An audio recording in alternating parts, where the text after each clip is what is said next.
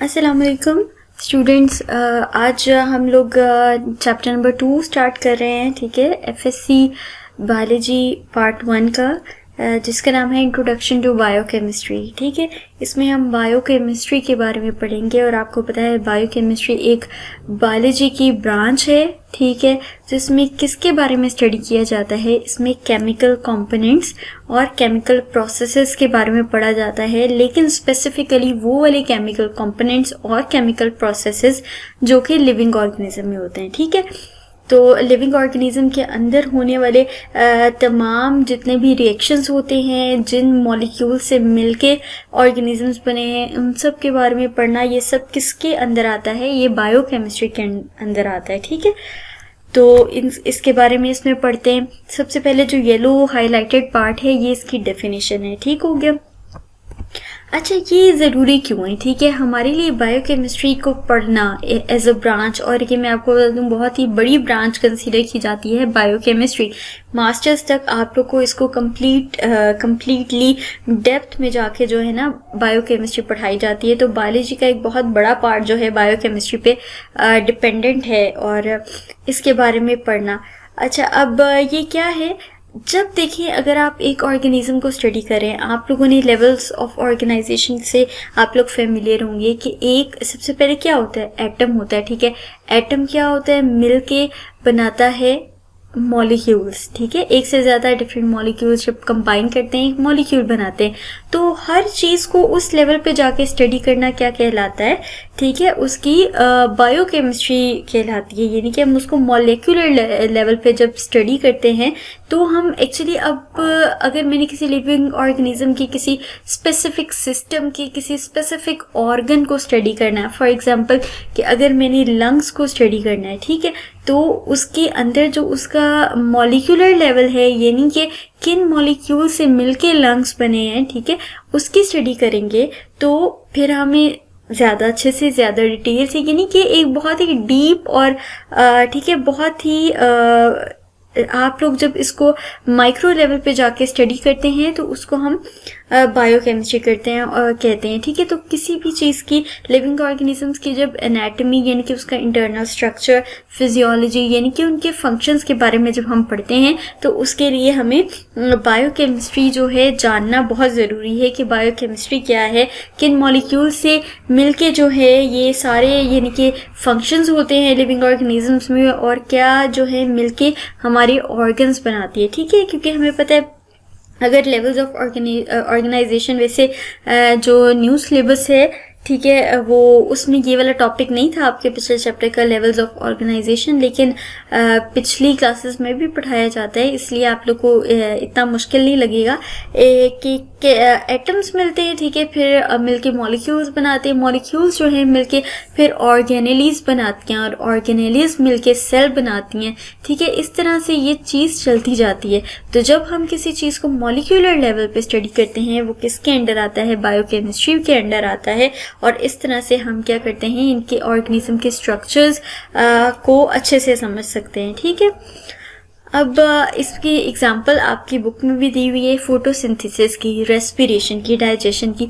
अब for example मैंने photosynthesis का प्रोसेस अच्छे से समझना है डिटेल से, तो उसमें हमें मॉलिक्यूलर लेवल पे जाना पड़ेगा। जैसे कि अगर हम मॉलिक्यूलर लेवल पे बायोकेमिस्ट्री में इसको स्टडी करते हैं फोटोसिंथेसिस को, तो कैसे होता है? ये होता है कि वाटर ऑफ मॉलिक्यूल मिला, ठीक है, ऑक्सीजन के मॉलिक्यूल से, और फिर उसने एज अ रिजल्ट क्या बनाया? ग्लूकोज का मॉलिक्यूल। ठीक है, तो ये है बायो केमिकल टर्म्स में जब हम स्टडी करते हैं इन सारी प्रोसेसेस को, तो ये किस में आता है? बायोकेमिस्ट्री में आता है। ठीक हो गया। अब यहाँ पे नेक्स्ट है, all living things are made of certain chemical compounds which are generally classified as organic and inorganic. अच्छा, तो अब यहाँ पे हम आगे बात करते हैं कि लिविंग थिंग्स में जो केमिकल कंपाउंड्स है ना, वो कौन कौन से हैं। ठीक है, तमाम लिविंग ऑर्गेनिज्म यानी कि बैक्टीरिया से लेके ह्यूमंस तक, और जिसके अंदर तमाम एनिमल्स और प्लांट्स आते हैं, वो उनमें मेजरली जो है ना 2 क्लासिफाइड मॉलिक्यूल की टाइप्स हैं। एक है ऑर्गेनिक और एक को हम कहते हैं इनऑर्गेनिक, ठीक है। हाईलाइटेड पार्ट्स में आपके लिए लिखा हुआ है ताकि आपको ज़्यादा अच्छे से क्लियर इमेज बन जाए, ऑर्गेनिक और इनऑर्गेनिक, ठीक है। अब पढ़ते हैं कि ऑर्गेनिक में कौन से आते हैं और इनऑर्गेनिक में कौन से आते हैं। तो स्टूडेंट्स, ऑर्गेनिक में हमारे पास आते हैं majorly carbohydrates, proteins, lipids and nucleic acids. इस तरह के शॉर्ट क्वेश्चंस भी पूछे जा सकते हैं और एमसीक्यूज में भी आ सकते हैं। तो ये बहुत ही बेसिक्स हैं जिसको आज समझना बहुत ज़रूरी है, ठीक हो गया। तो ऑर्गेनिक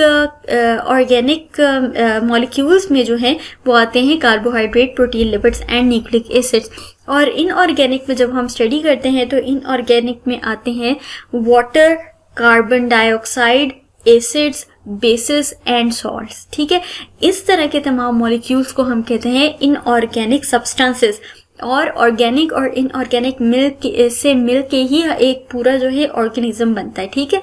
उसमें दोनों का कंट्रीब्यूशन है, उसमें ऑर्गेनिक मॉलिक्यूल्स भी होते हैं, इनऑर्गेनिक भी होते हैं, और दोनों ही एसेंशियल होते हैं एक लिविंग ऑर्गेनिज्म के लिए, ठीक हो गया।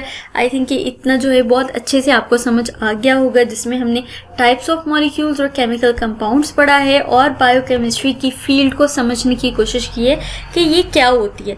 उसके बाद आपको जो है इन कंपाउंड्स के बारे में कंपैरिजन का एक टेबल जो है वो गिवन है, ठीक है, जिसमें एक बैक्टीरिया के सेल और एक मैमेलियन सेल के ऑर्गेनिक कंपाउंड्स और इनऑर्गेनिक कंपाउंड्स की परसेंटेजेस बताई जाएंगी, ठीक है, कि कौन सी चीज़, कौन सा ऑर्गेनिक कंपाउंड जो है, कौन सा केमिकल कंपाउंड कितनी परसेंटेज में प्रेजेंट होता है एक सेल के अंदर, ठीक है। तो वो देख लेते हैं। ओके स्टूडेंट्स, तो वो टेबल हमारे सामने है, ठीक है, जिसमें केमिकल कॉम्पोजिशन बताई गई है कि कौन कौन से केमिकल कंपोनेंट्स जो हैं वो बैक्टीरियल सेल और मैमेलियन सेल में हैं, ठीक है। परसेंट टोटल सेल वेट, इसका मतलब ये है कि फॉर एग्जांपल वाटर की सबसे पहले बात करते हैं, यानी कि पानी बैक्टीरियल सेल में 70% है। अब ये परसेंटेज कैसे निकाली गई है, उसके सेल के वेट के अकॉर्डिंग, कि इतना वेट जो है उसके टोटल सेल में से 70% वेट जो है वो वाटर का है, ठीक है, जबकि मैमेलियन सेल में 17% है। प्रोटीन जो है 15% है बैक्टीरियल सेल में और 18% है मैमेलियन सेल में। कार्बोहाइड्रेट्स में 3%, कार्बोहाइड्रेट्स बैक्टीरिया में 3% है, मैमेलियन सेल में 4% है, ठीक है। लिपिड्स जो है 2% है बैक्टीरियल सेल में, जबकि 3% है मैमेलियन सेल में। इसी तरह से डीएनए, आरएनए और अदर ऑर्गेनिक मॉलिक्यूल्स, ठीक है। और अदर ऑर्गेनिक मॉलिक्यूल्स में जो जो चीज़ें आती हैं वो है एंजाइम्स। एंजाइम्स से आप जो हैं फेमिलियर होंगे, ऐसे कंपाउंड्स होते हैं, ऐसे मॉलिक्यूल्स होते हैं जो कि किसी भी केमिकल रिएक्शन को स्पीड अप कर देते हैं, ठीक है। तो उसके अलावा हार्मोन्स हो सकते हैं, वो भी केमिकल्स होते हैं जो कि हमारी बॉडी फंक्शनिंग के लिए इम्पॉर्टेंट हैं। मेटाबोलाइट्स हो सकते हैं, ठीक है। ये सब जो है उनकी परसेंटेजेस हैं।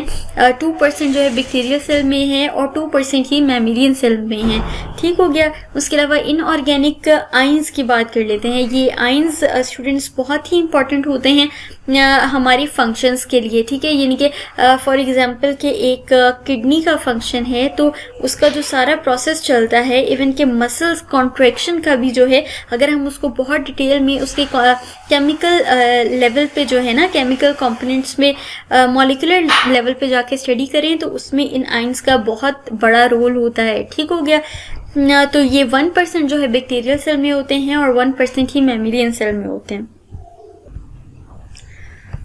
ओके स्टूडेंट, तो नेक्स्ट चीज़ के बाद about the survival of an organism, ठीक है। हम लोग अगर ह्यूमन बीइंग की एग्जांपल लें, एनिमल्स की लें या प्लांट्स की लें, तो ये सिस्टम कैसे चलता है, ठीक है, हमारा सर्वाइवल कैसे होता है।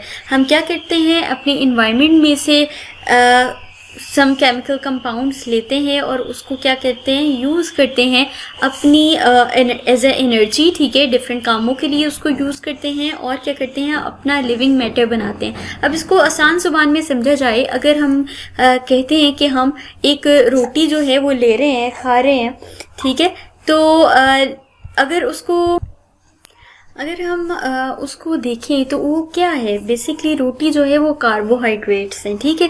उसका इनटेक करते हैं, केमिकल कंपाउंड हमने लिया, ठीक है। उस केमिकल कंपोनेंट को हमारे अंदर होने वाले रिएक्शंस क्या करते हैं, ब्रेक डाउन करते हैं, और उससे क्या है, एनर्जी बनी। उस एनर्जी को हम अपने डिफरेंट कामों के लिए यूज़ करते हैं। उसके अलावा उससे अपने बॉडी के जो है डिफरेंट पार्ट्स की फॉर्मेशन भी करते हैं, ठीक हो गया।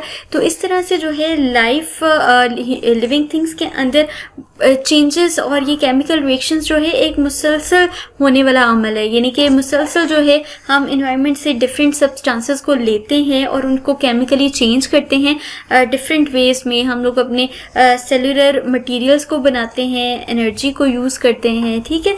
तो लिविंग ऑर्गेनिज्म के अंदर इस तरह के केमिकल एक्टिविटीज़ जो है मुसलसल होती रहती हैं एक सेल के अंदर। अब जो बेसिकली इन केमिकल रिएक्शंस होते हैं ना, जो हम डिफरेंट सब्सटेंसेस को लेना और उसको डिफरेंट चीज़ों में चेंज करना, बेसिकली इनको हम दो तरह के केमिकल रिएक्शंस में डिवाइड करते हैं, जिसको हम कलेक्टिवली कहते हैं मेटाबॉलिज्म, ठीक है। ये है इसकी डेफिनेशन जो कि ग्रीन कलर से हाईलाइट की गई है। All the chemical reactions taking place within a cell are collectively called metabolism, यानी कि जो रिएक्शंस है ना हर तरह के, यानी कि हर टाइप के होने वाले रिएक्शन को हम कहते हैं मेटाबॉलिज्म। अब मेटाबॉलिक प्रोसेसेस जो होते हैं ना वो दो तरह के होते हैं। First one is anabolism and the second one is catabolism, ठीक है। अब एनाबॉलिज्म क्या है? एनाबॉलिज्म ऐसे रिएक्शन को कहते हैं जिसमें कोई दो या दो से ज़्यादा सिंपलर कंपाउंड्स मिलते हैं, कंबाइन करते हैं और एक कॉम्प्लेक्स सब्सटेंस बनता है, उसको हम कहते हैं एनाबॉलिक रिएक्शन। और इसमें क्या है, एनर्जी चाहिए होती है। जाहिर बात है, जब दो कंपाउंड्स को आपस में जोड़ना है, नया कंपाउंड बनाना है, तो उसको हम कहते हैं एनाबॉलिक रिएक्शन, ठीक है। और उसके लिए हमें क्या है, जब दो चीज़ों को आपस में जोड़ते हैं और एक नया कंपाउंड बनाते हैं तो उनको जोड़ने के लिए हमें उसे एनर्जी चाहिए होती है, ठीक है। उसको एनर्जी देनी पड़ती है और फिर जो है ये केमिकल प्रोसेस जो है कंप्लीट होता है, ठीक है। अब जो दूसरा रिएक्शन था जिसका हम कैटाबॉलिज्म कहते हैं, उसमें क्या होता है कि उसमें एनर्जी रिलीज होती है। क्यों? क्योंकि उसमें एक कम्प्लेक्स मॉलिक्यूल ब्रेक डाउन होता है, टूटता है दो सिंपलर मॉलिक्यूल्स में, ठीक हो गया। तो उसके लिए क्या है, एनर्जी, जब वो दो टूटते हैं तो एनर्जी जो है वो रिलीज होती है। ये दोनों टाइप्स के जो रिएक्शन है, कैटाबॉलिक और एनाबॉलिक, दोनों जो है साथ साथ चलते हैं, ठीक है। यानी कि एक कॉम्प्लेक्स मॉलिक्यूल टूटा और वो जो उसके रिजल्ट में बनने वाले दो सिंपलर कंपाउंड थे वो जो है और किसी सिंपलर मॉलिक्यूल के साथ मिले और एक न्यू कम्प्लेक्स मॉलिक्यूल बन गया, ठीक है। तो ये इंटर कन्वर्जन जो है ना डिफरेंट बायोलॉजिकल मॉलिक्यूल्स की, यानी कि कार्बोहाइड्रेट, प्रोटीन्स और लिपिड्स, इस तरह जो है चलती रहती है, ठीक है, लिविंग सेल के अंदर। और इन दोनों प्रोसेस की इसको कलेक्टिवली अगर कहें कि दोनों जो है साथ साथ चलते हैं, उसको हम कहते हैं coordinated catabolic and anabolic activities. Okay students, तो that was all about today's topic. I hope कि आपको अच्छे से जो है सारे कॉन्सेप्ट्स जो है समझ आ चुके हों। अगर नहीं आए, कोई क्वेश्चन है तो आप ज़रूर कमेंट बॉक्स में क्वेश्चन करो और अच्छे से टॉपिक्स को याद करो, समझो। और अगर अभी तक आप लोगों ने रजिस्ट्रेशन नहीं की और चैनल को सब्सक्राइब नहीं किया तो दोनों काम कर लें, चैनल को सब्सक्राइब कर लें और जो है आप रजिस्ट्रेशन करवा सकते हैं। हमारे सारे सब्जेक्ट्स की क्लासेस जो हैं MD कैट, ई कैट, ईटा और पार्ट 1 FSC और पार्ट 2 FSC, ठीक है, तमाम सब्जेक्ट्स यानी कि biology, chemistry, physics, maths, English, सबकी क्लास। अपना बहुत ख्याल रखें। अल्लाह हाफिज़।